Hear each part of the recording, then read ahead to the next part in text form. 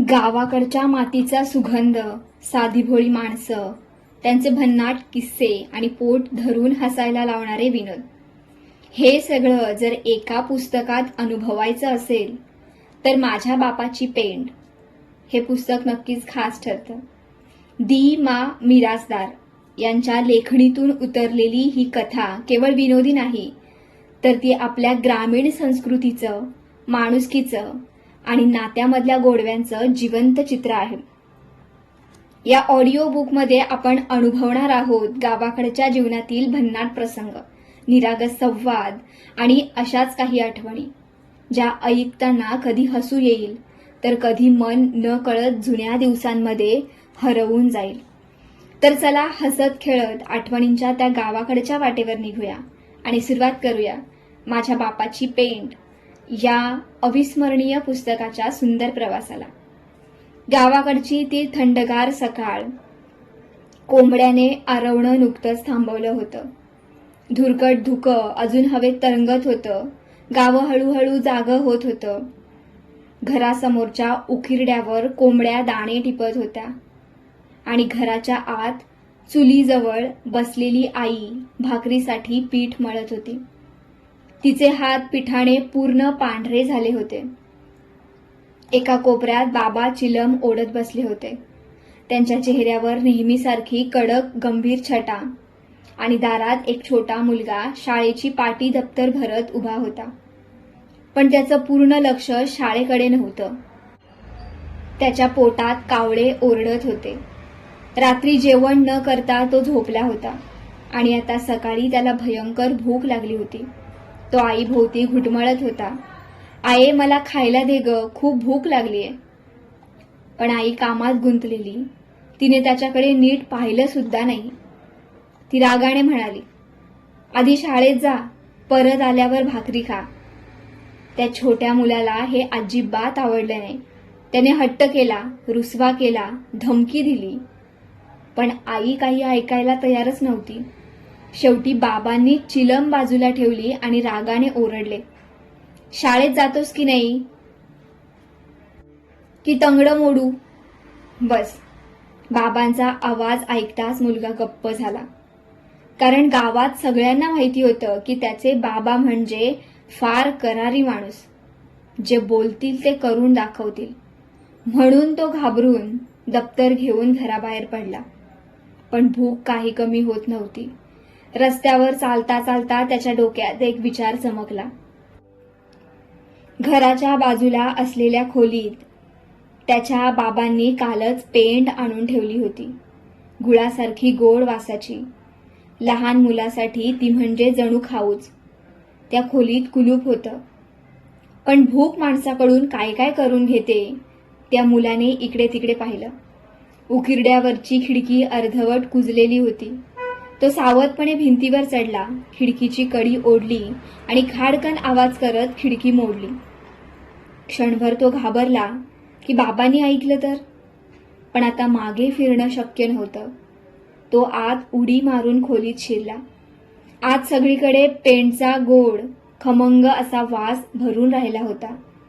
त्याच्या तोंडाला पाणी सुटलं. त्याने पेंड मोडायचा प्रयत्न केला, पण ती काही तुटेना. कुऱ्हाड वापरायची हिंमत नव्हती. आवाज झाला तर बाबा येणारच. शेवटी त्याने ढिगा खालून छोटे तुकडे आणि चुरा गोळा केला. ते खिशात भरले आणि चोरट्यासारखा परत बाहेर पडला. आता त्याचा चेहरा आनंदाने उजळला होता. तो रस्त्यावर चालता चालता पेंड खात शाळेकडे निघाला. थंडीमुळे गावात ठिकठिकाणी लोक शेकोटी भोवती बसले होते. एका माणसानं त्याला थांबवलं. ये धायगुडे, इकडे ये. तो आधी नकार देतो की मला शाळेत जायचंय, पण त्या माणसाने गावाकडच्या शैलीत टोमणा मारला. अरे, इतकं शिकून काय कलेक्टर होणार आहेस? आणि मग तोही शेकोटीपाशी बसला. थंडी शेकू लागला. पेन खात राहिला. पण हळूहळू काहीतरी विचित्र होऊ लागलं. त्याचं डोकं गरगरू लागलं. डोळ्यासमोर अंधारी यायला लागली. रस्ता हलतोय असं वाटू लागलं. तरी कसा बसा तो शाळेत पोहोचला. वर्ग सुरू झाला होता. मास्तर हातात छडी घेऊन फिरत होते. तो आत शिरला आणि अचानक त्याला सगळं उलटं दिसायला लागलं. मास्तर उलटे उभे आहेत, मुलं वाकडी तिकडी बसली आहेत, संपूर्ण वर्ग फिरतोय. त्याला खूप हसू यायला लागलं. मास्तर रागावले. उशीर का झाला? पण तो फक्त हसत राहिला. ही ही ही ही. मास्तरांनी छडी मारली तरी तो हसतच राहिला, कारण त्याला काहीच नीट समजत नव्हतं. त्याने तर मास्तरांनाच विचारलं, तुम्ही उलटे का उभे आहात? संपूर्ण वर्गात हशा पिकला. मास्तरांनी रागानं त्याला मारायला सुरुवात केली, पण त्याचं डोकं अजूनच फिरू लागलं. तो वर्गभर इकडे तिकडे पळू लागला, मुलांवर पळू लागला, शाई सांडली, गोंधळ माजला आणि शेवटी मास्तरांनी त्याचा खिसा पकडला. खिशातून पेंडचे तुकडे बाहेर आले. हे काय आहे? मास्तरांनी विचारलं. तो निरागसपणे म्हणाला, माझ्या बापाची पेंड.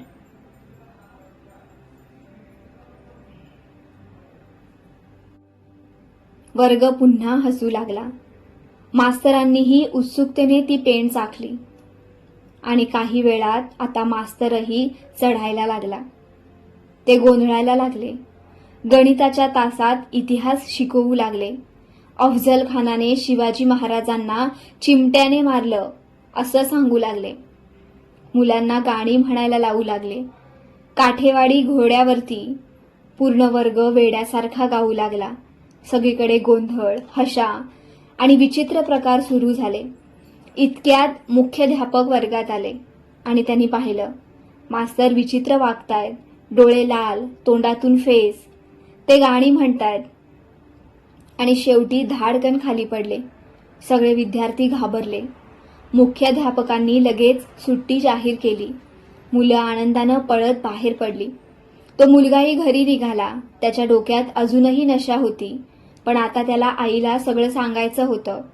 मास्तरांची गंमत सांगायची होती, गाणं म्हणायचं होतं. पण घरी पोहोचल्यावर त्यानं पाहिलं की घरासमोर लोकांची गर्दी जमली होती. आई रडत बसली होती. लोक तिला समजावत होते. त्याला काहीच समजत नव्हतं. तो बाहेर जाऊन विचारतो की काय झालं, आणि मग सत्य समोर येतं की त्याच्या बाबांना पोलिसांनी पकडलं होतं, कारण त्या पेंडेमध्ये गांजा लपवलेला होता आणि तोच गांजा त्या मुलानं चोरून खाल्ला होता आणि मास्तरांनाही खाऊ घातला होता. धडा दुसरा, भावकी. गावातली शाळा सुटली होती. घंटा जोरात वाजली आणि एका छोट्याशा दरवाजातून मुलांचा लोंढा बाहेर पडू लागला. गोंधळ, आरडाओरड, धक्काबुक्की. कोणी दप्तर सावरत होतं, कोणी पुढे जाण्याचा प्रयत्न करत होतं. त्या गर्दीत एक छोटासा मुलगा चेंगरला जात होता. तो म्हणजे केशव. बारीकसा, गोरा, भित्रा. धक्काबुक्कीत त्याचा हात दुखावला होता. डोळ्यात पाणी आलं होतं आणि त्याच्या मनात एकच भीती होती की आता घरी गेल्यावर आई ओरडणार. शाळेबाहेर पडून गेलेल्या चिखलात मुलं खेळत होती. पण केशवचा पाय घसरला आणि तो धाडकन चिखलात पडला. कपडे मळले होते, हात दुखावला होता. आता जर तो अजूनच घाबरला. त्याच्या डोळ्यातलं पाणी थांबतच नव्हतं. तेवढ्यात तिथे आला अनंता. केशवपेक्षा थोडा मोठा, धिटाई असलेला, गावभर उंडरणारा, पण मनाने मात्र मऊ. त्यानं केशवला पाहिलं. चिखलाने माखलेला, घाबरलेला, रडत उभा असलेला. आणि मग त्याच्या मनात अचानक माया जागी झाली. तो पुढे गेला. केशवला अलगद उभं केलं. त्याच्या अंगावरलं चिखल झटकलं आणि हसत म्हणाला, चल आधी हातपाय धु. दोघं गावाजवळच्या पाण्याच्या दांडाकडे गेले. पाण्यात हातपाय धुतले, कपडे पिळले आणि मग दोघं चिंचेच्या बनात फिरायला गेले.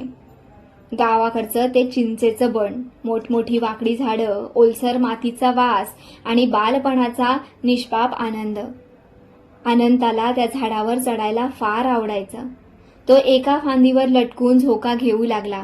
केशव त्याच्याकडे मोठ्या कौतुकाने पाहत होता. त्यानं लाजत विचारलं, अंता, मला पण झोका दे ना.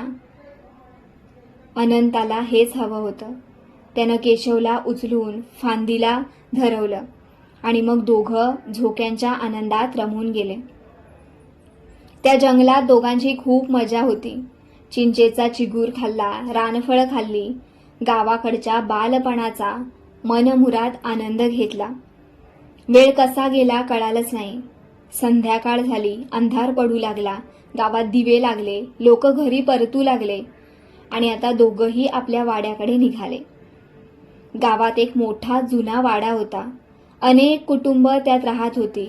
सगळे नातेवाईक, सगळे भावकीतले.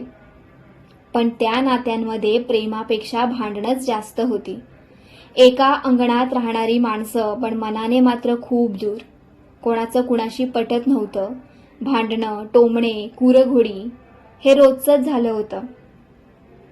त्या वाड्यातच अनंता आणि केशवची घरं होती.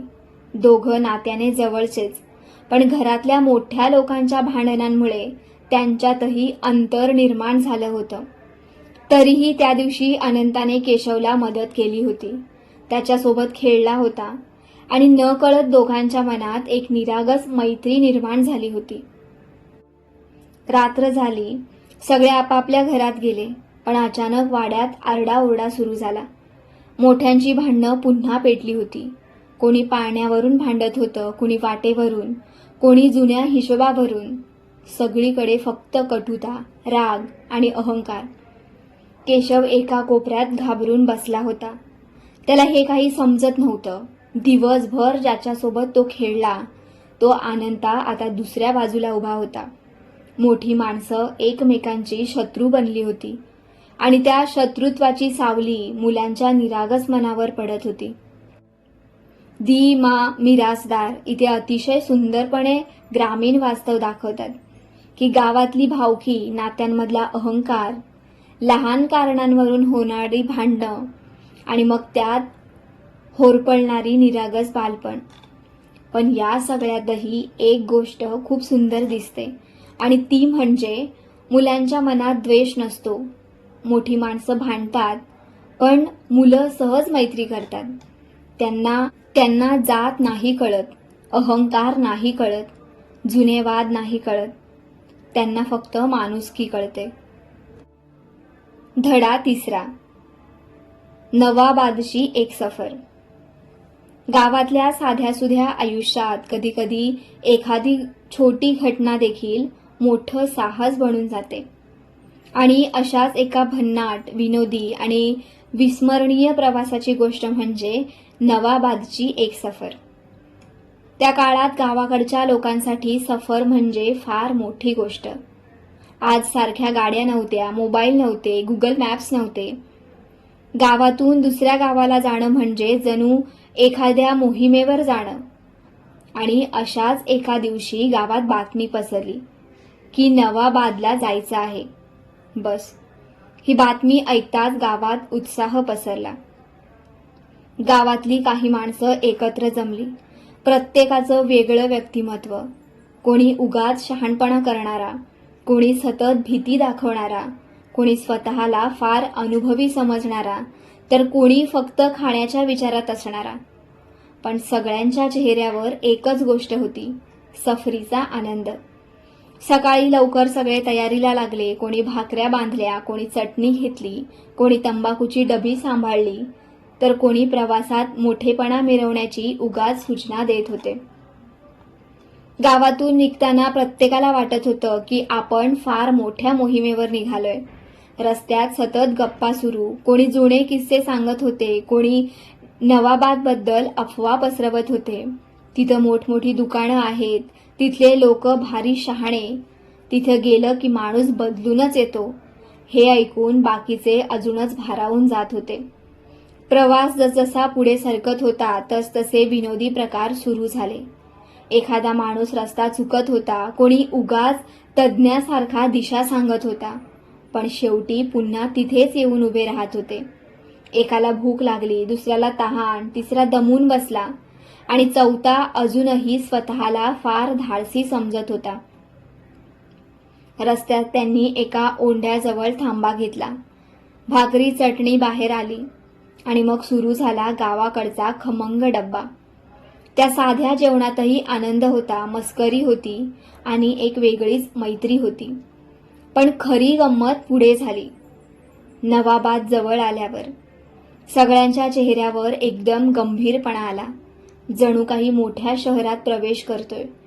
कोणी कपडे नीट करू लागला, कोणी बोलण्याची स्टाईल बदलली, कोणी उगाच इंग्रजी शब्द टाकू लागला आणि बाकीचे त्याच्याकडे आश्चर्याने पाहू लागले. नवाबादमध्ये पोहोचल्यावर सगळ्यांना तिथली गर्दी, दुकानं, माणसं पाहून धक्काच बसला. गावातले साधेभोळे लोक मोठ्या जगात हरवल्यासारखे फिरू लागले. कोणी दुकानात किंमत विचारून घाबरला, कोणी वस्तू हाताळताना तुटेल की काय म्हणून थरथरला, तर कोणी स्वतःला फार शहरातला दाखवण्याचा प्रयत्न करत होता. एका ठिकाणी तर फारच मजेशीर प्रकार झाला. एका माणसानं उगाच शहरातल्या लोकांसारखं वागण्याचा प्रयत्न केला, पण उलट स्वतःच लोकांच्या हशाचा विषय बनला. बाकीचे मात्र त्याच्याकडे पाहून पोट धरून हसू लागले. संपूर्ण सफरीत गावाकडच्या लोकांचा निरागसपणा सतत दिसत होता. त्यांची भीती, त्यांचा उत्साह, त्यांची अडचण आणि छोट्या छोट्या गोष्टींमध्ये मिळणारा आनंद लेखकांनी इतक्या जिवंतपणे रंगवला की ऐकणाऱ्याला असं वाटतं की आपणही त्या सफरीमध्ये त्यांच्यासोबत चाललोय. दिवसभर फिरून, थकून भागून आणि मग अनेक विनोदी प्रसंग अनुभवून सगळे लोक पुन्हा गावाकडे निघाले. परतीच्या प्रवासात मात्र प्रत्येकाच्या चेहऱ्यावर समाधान होतं, कारण ती फक्त सफर नव्हती, तर आयुष्यभर आठवणीत राहणारा अनुभव होता. धडा 4. कळस. गावाकडच्या माणसांचं आयुष्य म्हणजे सतत चालणारा एक तमाशाच. कधी भांडणं, कधी माया, कधी हट्ट, तर कधी उगाच प्रतिष्ठेचा प्रश्न. आणि मग या सगळ्यांचा कळस म्हणजे ही भन्नाट कथा. गावात एक जुनं देऊळ होतं. छोटंसं पण साधंसुधं, पण गावकऱ्यांच्या श्रद्धेचं केंद्र. दरवर्षी तिथे जत्रा भरायची, आरत्या व्हायच्या, भजनं व्हायची आणि गावभर उत्साह असायचा. पण त्या वर्षी गावात एक वेगळाच विषय पेटला होता. देवळावर नवीन कळस बसवायचा. हा विषय निघाला आणि गाव 2 गटात विभागलं गेलं. एका गटाला वाटत होतं की मोठा कळस बसवला पाहिजे, गावाची शान वाढली पाहिजे, तर दुसऱ्या गटाचं मत, उगाच खर्च कशाला, गावाला भक्ती पाहिजे, सोनं नाणं नाही. पण गावात चर्चा झाली की भांडणं आलंच. चावडीवर रोज सभा भरू लागल्या. कोणी उभं राहून मोठमोठी भाषणं देत होतं, तर कोणी दुसऱ्याची खिल्ली उडवत होतं, तर कोणी फक्त गर्दीत बसून मजा घेत होतं. एक जण तर रोज उभा राहून म्हणायचा, आपल्या गावाचा कळस असा पाहिजे की शेजारच्या गावांनी बघत बसलं पाहिजे. त्यावर दुसरा लगेच टोमणा मारायचा, अरे आधी गावातल्या रस्त्यांवरचा चिखल काढा, मग कळस लावा. आणि मग पुन्हा हशा, पुन्हा वाद, आरडाओरडा. हळूहळू हा प्रश्न श्रद्धेपेक्षा अहंकाराचा बनला. कोण जास्त पैसे देणार, कोणाचं नाव मोठं होणार, कोणाचा मान वाढणार, यावरून स्पर्धा सुरू झाली. गावातल्या श्रीमंत लोकांनी देणग्या जाहीर करायला सुरुवात केली. कोणी 50,000, कोणी 100, कोणी धान्य, तर कोणी फक्त मोठमोठ्या घोषणा. पण प्रत्यक्ष पैसे द्यायची वेळ आली की सगळे मागे सरकू लागले. एक माणूस तर रोज सांगायचा की मी देवासाठी जीव पण देईन, पण वर्गणी मागायला गेल्यावर म्हणायचा आता सुट्टे नाहीत. गावातल्या लोकांची ही दुटप्पी वृत्ती पाहून बाकीचे पोट धरून हसायचे. दरम्यान कळस कसा असावा यावरही नवीन भांडणं सुरू झाली. कोण म्हणालं तांब्याचा करा, कोणी म्हणालं पितळेचा हवा, कोणी म्हणालं सोन्याचा मुलामा हवा. एका म्हाताऱ्याने तर गंभीर चेहऱ्याने विचारलं, कळसावर वीज पडली तर? आणि पुन्हा सभा गोंधळात बदलली. शेवटी अनेक दिवसांच्या भांडणानंतर कळस बसवायचं ठरलं. गावात उत्साह पसरला. देवळाभोवती सजावट झाली, ढोल ताशे आले, भजनी मंडळं आली आणि प्रत्येकाला वाटत होतं की हा सोहळा इतिहासात जाणार. कळस बसवायचा दिवस उजाडला. सगळं गाव देवळाजवळ जमलं. लोक वर पाहत होते, कोणी सूचना देत होते, कोणी उगाच तज्ज्ञ बनत होतं आणि काही जण फक्त तमाशा पाहत होते. कळस वर चढवताना मात्र गोंधळ सुरू झाला. दोऱ्या गुंतल्या, माणसं ओरडू लागली, कोणी वरून सूचना देत होतं. खाली लोकांना काही समजत नव्हतं. एक जण डावीकडे ओरडत होता तर दुसरा उजवीकडे, आणि मध्ये अडकलेले लोक हैराण झाले होते. शेवटी कसाबसा कळस वर पोहोचला, पण तो सरळ बसत नव्हता. कोणी ढकलत होतं तर कोणी पकडत होतं. कोणी देवाचा धावा करत होते आणि गावकरी खाली उभे राहून श्वास रोखून बघत होते. आणि मग अचानक धाडकन आवाज झाला. सगळ्यांनी वर पाहिलं. कळस वाकडा झाला होता. क्षणभर शांतता पसरली आणि मग पूर्ण गावात हशा पिकला. ज्यांनी एवढी दिवस भांडणं केली, मोठेपणा मिरवला, त्यांच्यातच तमाशा झाला होता. लेखक इथे अतिशय सुंदर विनोदातून एक मोठं सत्य सांगतात की गावात अनेकदा कामापेक्षा अहंकार मोठा होतो, श्रद्धेपेक्षा प्रतिष्ठा महत्वाची वाटते आणि मग छोट्या गोष्टींचाही तमाशा बनतो. पण या सगळ्यातही गावाकडचं निरागस जगणं दिसत होतं. लोकांचं भाबडं मन, त्यांची बोलण्याची शैली, त्यांची भांडणं आणि काही वेळात पुन्हा एकत्र येणं, हे सगळं इतकं जिवंत वाटतं की ऐकणारा न कळत त्या गावात पोहोचतो. धडा 5. सोन्या बामण. गावात प्रत्येक माणसाची एक वेगळी ओळख असते. कोणी ताकदवान म्हणून प्रसिद्ध असतो, कोणी भांडखोर, कोणी हुशार, तर कोणी फक्त आपल्या विचित्र सवयींमुळे गावभर चर्चेत असतो. आणि आमच्या गावात असा एक माणूस होता, सोन्या बामण. त्याचं खरं नाव फार कमी लोकांना माहिती होतं. सगळं लोक त्याला सोन्या म्हणायचे. बारीकसा बांधा, गोरापान चेहरा, डोक्यावर विस्कटलेले केस आणि चेहऱ्यावर कायम एक निरागस बावळट हास्य. त्याला पाहिलं की कोणालाही हसू यायचं. सोन्या गावातला ब्राह्मण, पण गावकऱ्यांच्या मते तो फार हुशार नव्हता. लोक त्याची गंमत करायचे, त्याला चिडवायचे आणि त्याच्या भोळेपणाचा फायदा घ्यायचे. पण सोन्या मात्र मनानं अगदी स्वच्छ होता. कोणावर राग नाही, द्वेष नाही. जो काही बोलेल ते खरं मानायचा. गावात कुठेही काही काम असलं तर लोक त्याला ओरडायचे, ए सोन्या, आणि सोन्या धावत पोहोचायचा. कोणी त्याला बाजारातून सामान आणायला पाठवायचं, कोणी देवळात कामं सांगायचं, कोणी उगाच थट्टा करायचं, पण सोन्या प्रत्येक काम मनापासून करायचा. एकदा गावात मोठा धार्मिक कार्यक्रम ठरला. पूजा, भजन, महाप्रसाद, सगळीकडे तयारी सुरू झाली आणि अर्थातच कामासाठी सोन्याला पकडलं गेलं. सोन्या पाणी भर, सोन्या भाजी आण, सोन्या पाहुण्यांना बसव. संपूर्ण दिवस सोन्या इकडून तिकडे धावत होता. घामाने अंग चिंब झालं होतं, पण चेहऱ्यावर तक्रार नव्हती. गावातली काही टवाळ मुलं मात्र त्याची मजा पाहत होते. त्यांना सोन्याची फिरकी घ्यायची होती. त्यांनी त्याला खोटं सांगितलं की आज पूजा फार मोठी आहे, देव खुश झाला तर सोनं पडतं. हे ऐकता सोन्याचे डोळे विस्फारले. तो गंभीरपणे विचारतो, खरंच? आणि मुलं हसू दाबत म्हणाली, हो, पण देव खुश झाला पाहिजे. आता सोन्या आणखी जोमानं काम करू लागला. तो प्रत्येक काम भक्तिभावानं करत होता. त्याला खरंच वाटत होतं, देव खुश झाला तर आपल्याला सोन्याचा वर्षाव होईल. रात्र झाली, कार्यक्रम संपला, लोक जेवायला बसले, पण सोन्या अजूनही देवळाभोवती फिरत होता. त्याच्या नजरा सतत वर, आता सोनं पडेल, आता पडेल. लोकांना त्याची गंमत वाटत होती. काही जण हसत होते, काही जण त्याला वेडा म्हणत होते, पण सोन्याच्या चेहऱ्यावर मात्र निरागस श्रद्धा होती. कोणीतरी थट्टेनं देवळाच्या छपरावरून पितळेचा छोटा तुकडा खाली टाकला. तो खणखण सोन्याजवळ पडला. क्षणभर सोन्या दबकला आणि मग आनंदाने ओरडला, पडलं, सोनं पडलं. संपूर्ण गाव हसून वेडं झालं, पण सोन्याला ते खरंच सोनं वाटत होतं. त्याने तो तुकडा छातीशी धरला आणि डोळ्यात पाणी आणून देवाला नमस्कार केला. त्या क्षणी लोक अजून मोठ्याने हसू लागले. पण लेखक इथे आपल्याला एक वेगळं चित्र दाखवतात. गाव सोन्यावर हसत होतं, पण खरं तर सोन्या सगळ्यात स्वच्छ मनाचा होता.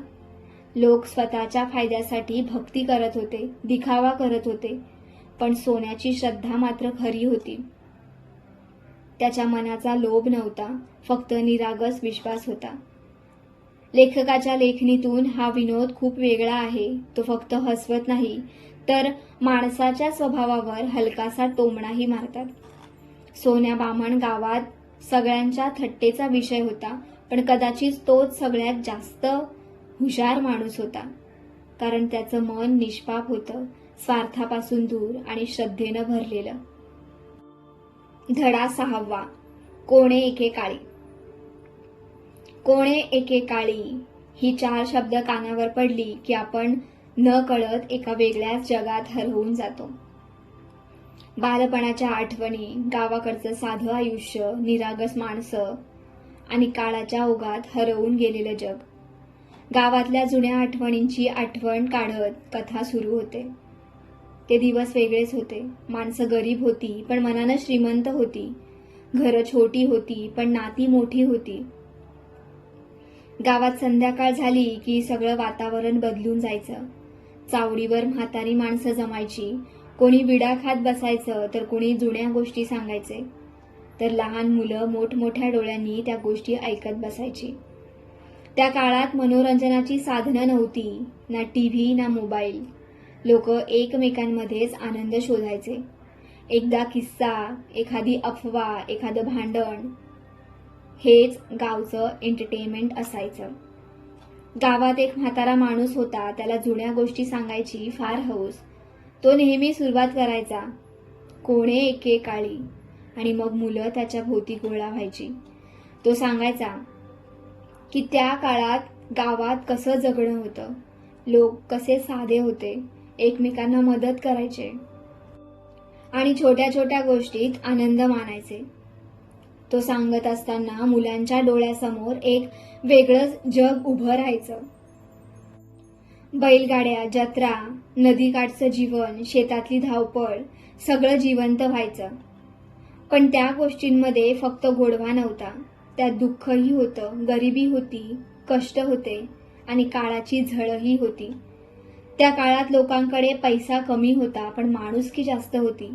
कोणाच्या घरी अडचण आली तर पूर्ण गाव मदतीला धावून यायचं. लग्न असो, सण असो किंवा दुःख असो, सगळे एकत्र असायचे. म्हातारा गोष्टी सांगताना कधी हसायचा, कधी भावूक व्हायचा, कारण तो फक्त कथा सांगत नव्हता, तर हरवलेलं आयुष्य पुन्हा जगत होता. मुलांना त्या गोष्टी खूप आवडायच्या, पण त्यांना पूर्ण अर्थ समजत नव्हता. त्याच्यासाठी ती फक्त मजेदार कथा होती, पण मोठ्यांसाठी ती आनंदाची वेदना होती. काळ बदलत गेला, गावं बदलली, माणसं बदलली, जुनी घरं पडली, नाती दूर गेली आणि त्या कोणे एके काळीच्या गोष्टीही हळूहळू हरवू लागल्या. काळ बदलतो पण आठवणी कधी मरत नाहीत. त्या माणसाच्या मनात कायम जिवंत राहतात.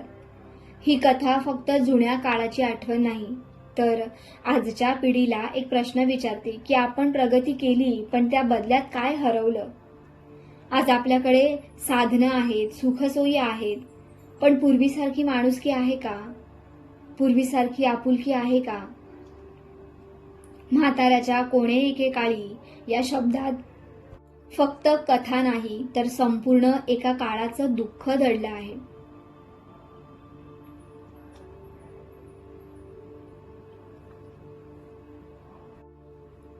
धडा 7. माझी पहिली चोरी.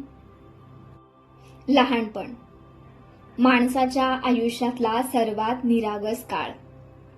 ना पापाची जाणीव, ना दुनियेची समज, फक्त मनात येईल ते करायचं. आणि मग त्यातून घडतात काही गमतीदार तर काही शिकवण देणाऱ्या घटना. माझी पहिली चोरी ही अशीच एक निरागस बालमनाची कथा आहे. त्या काळात गावातली मुलं फार साधी होती. त्यांचे आनंदही छोटे होते. कधी चिंचा तोडणं, कधी नदीत पोहणं, कधी शेतातून ऊस चोरून खाणं, आणि याच छोट्या खेड्यांमध्ये त्यांचं बालपण रमलेलं असायचं. कथेतील छोटा मुलगा देखील तसाच खोडकर, पण मनानं अगदी भोळा. एकदा तो आपल्या मित्रांसोबत गावात फिरत होता. तेवढ्यात त्याच्या नजरेस पडली एका दुकानात ठेवलेली चमचमीत रंगीत गोळ्यांची बरणी. त्या गोळ्या पाहताच मुलाच्या तोंडाला पाणी सुटलं.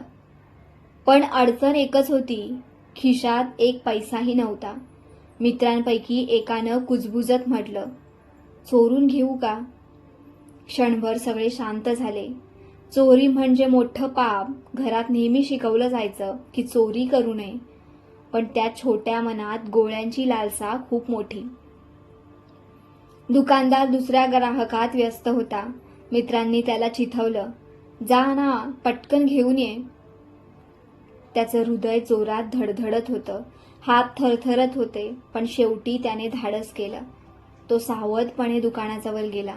इकडे तिकडे पाहिलं आणि थरथरत्या हातानं बरणीतून काही गोळ्या खिशात टाकल्या. त्या क्षणी त्याला वाटलं की जणू संपूर्ण गाव त्याच्याकडे पाहतंय. तो धावत मित्रांकडे आला. सगळे आनंदाने गोळ्या खाऊ लागले.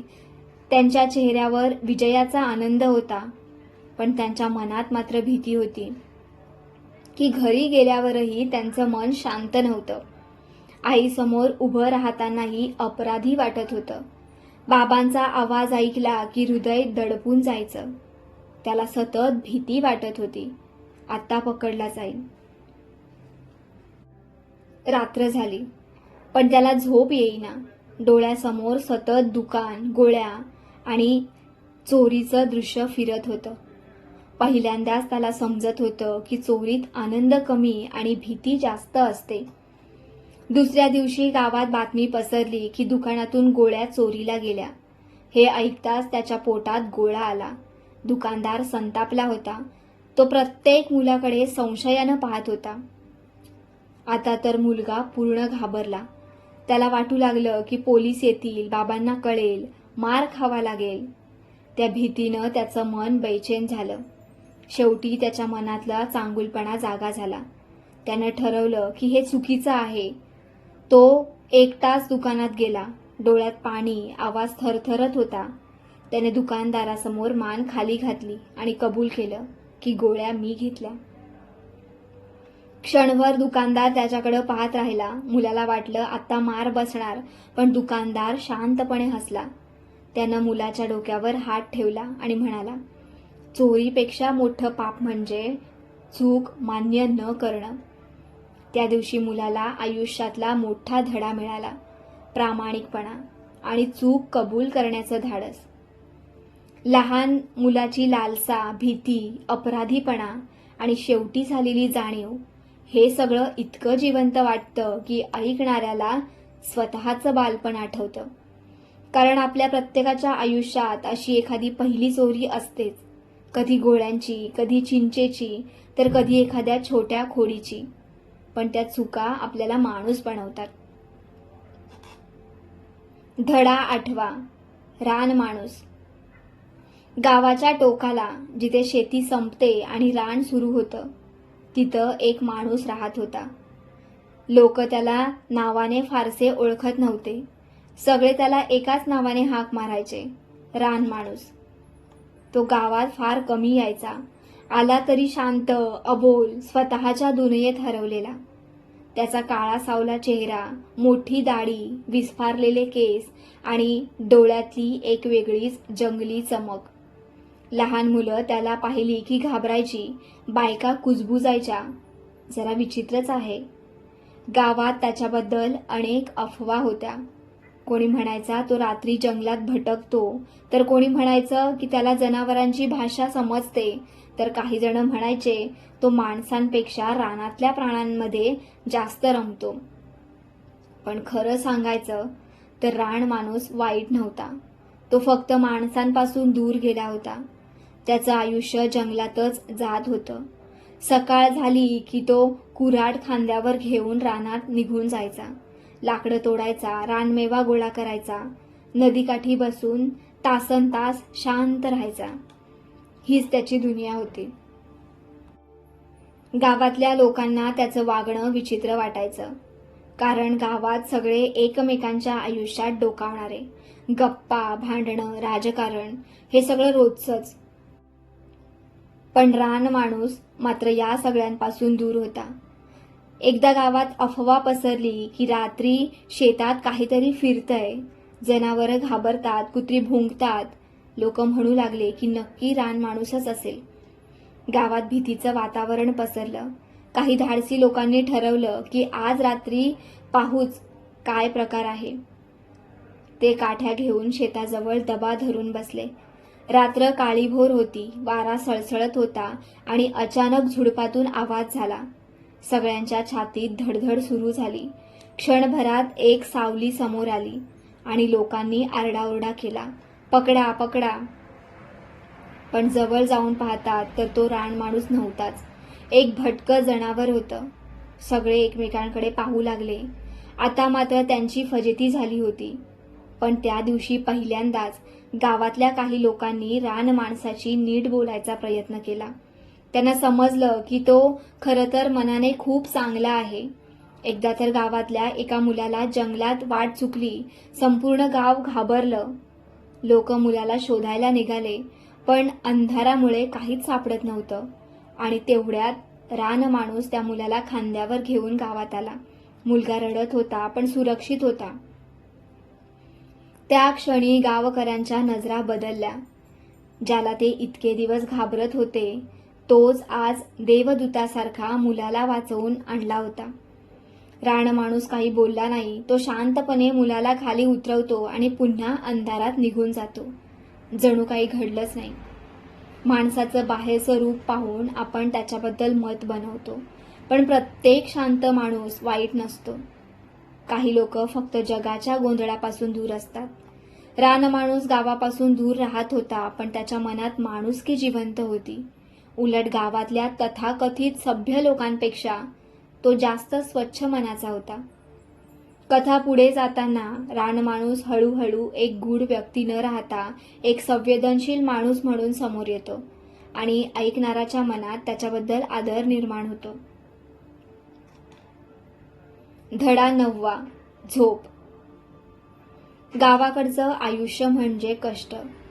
पहाटेपासून सुरू होणारी धावपळ. शेत, जनावरं, घरकाम आणि दिवसभर अंग फोडून काम केल्यावर माणसाला सर्वात प्रिय वाटते ती एकच गोष्ट, ती म्हणजे झोप. पण काही लोकांच्या नशिबात ही झोपही सुखाने नसते. आणि अशीच एका साध्या, गमतीशीर पण विचार करायला लावणाऱ्या माणसाची कथा म्हणजे झोप. गावात एक माणूस होता, खूप कष्टाळू, सरळ, पण झोपेच्या बाबतीत फारच हतबल. कारण त्याला कुठेही कधीही नीट झोप लागत नव्हती. दिवसभर तो राबायचा, घाम गाळायचा, पण रात्री अंथरुणावर पडल्यावर डोळे मात्र सताड उघडे.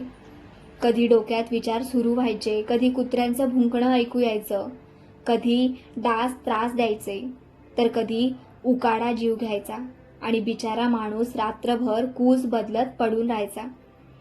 सकाळी मात्र गावातले लोक त्याला पाहून म्हणायचे, काय रे, चेहरा एवढा सुजल्यासारखा का दिसतोय?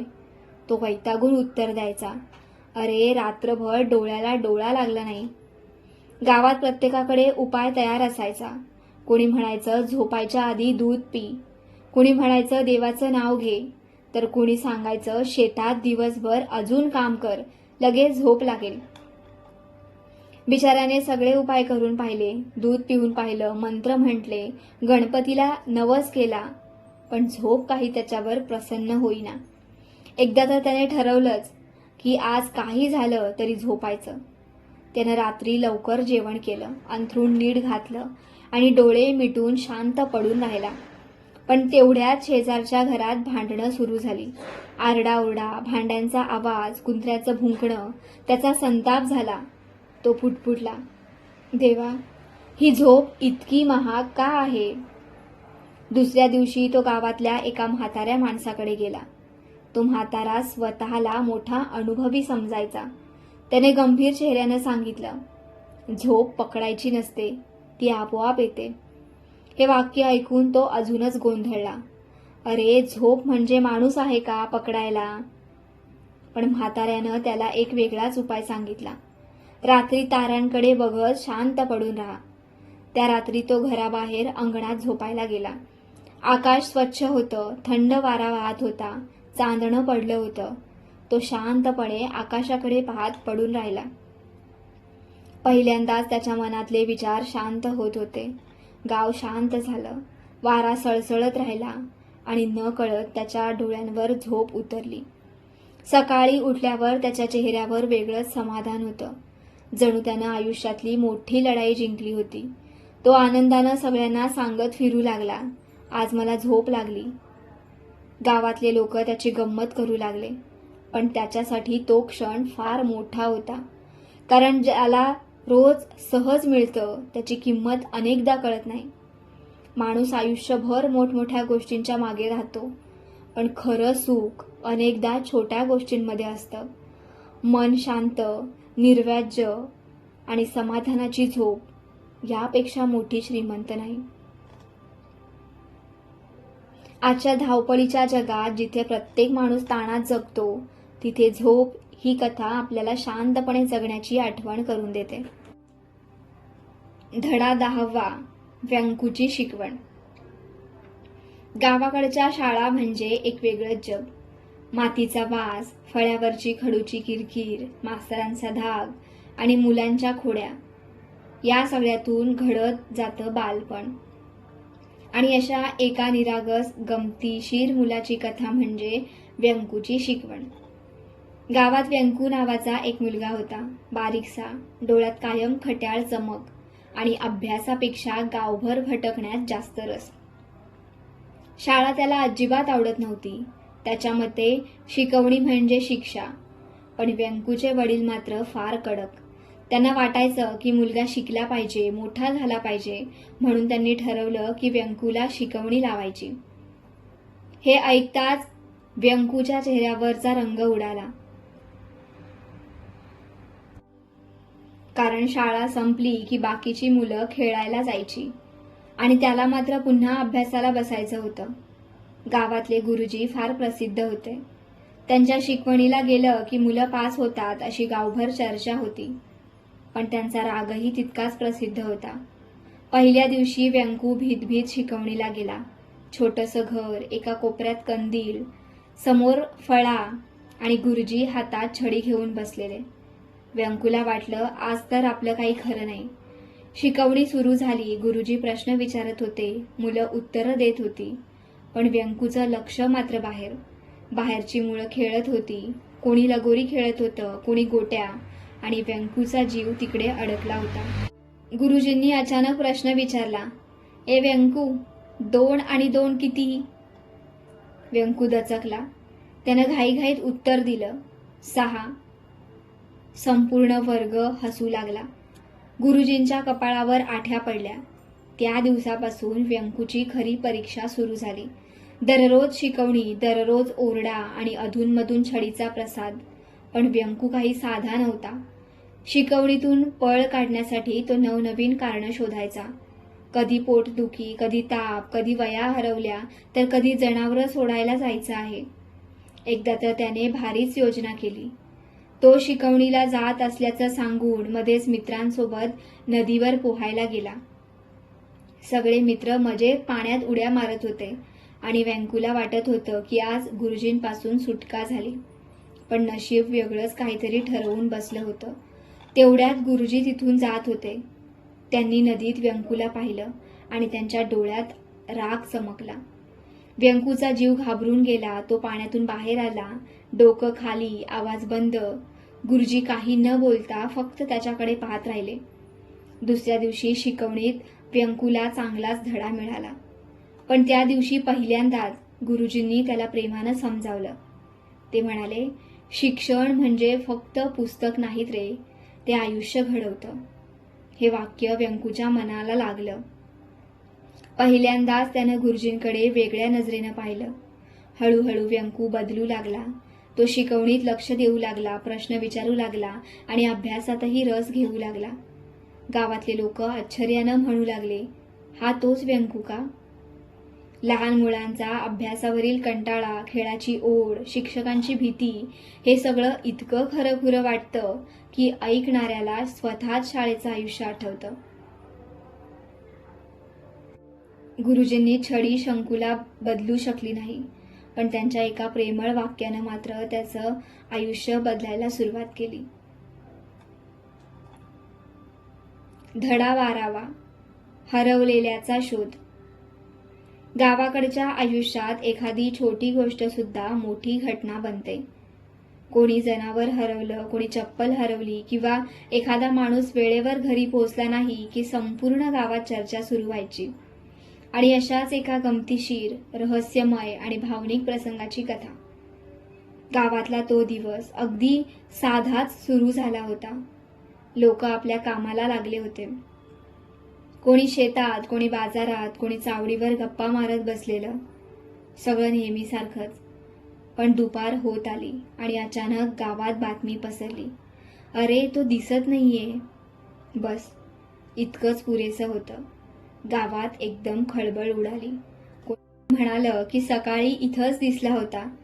कोणी म्हणालं बहुतेक रानात गेला असेल. गावात अफवा पसरायला वेळ लागत नाही. क्षणात वेगवेगळ्या गोष्टी तयार झाल्या.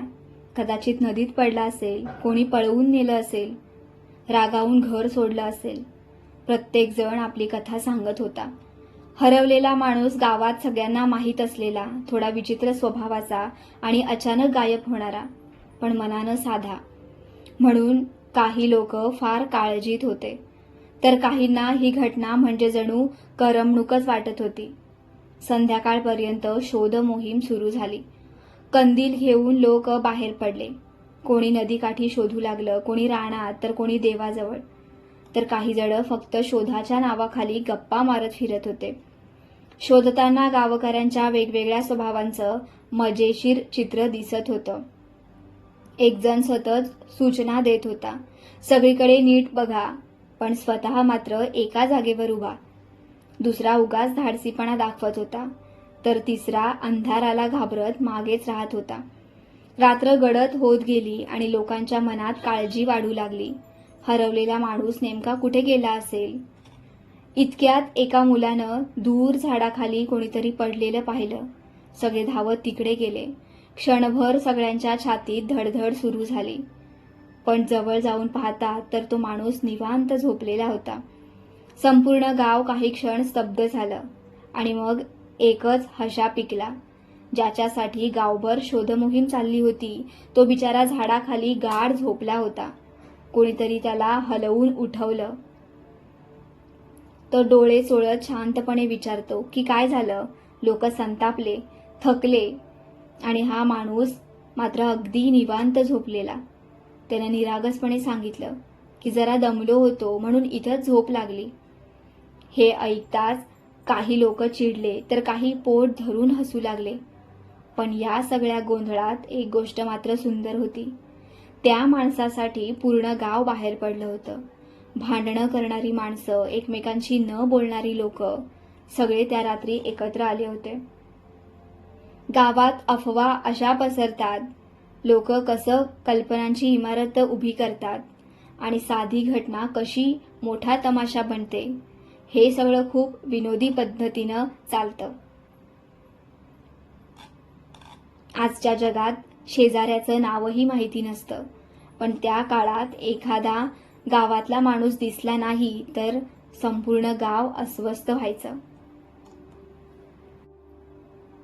तर दी मा मिरासदार लिखित माझ्या बापाची पेंड या अप्रतिम पुस्तकाचा हा सुंदर प्रवास इथेच संपतो.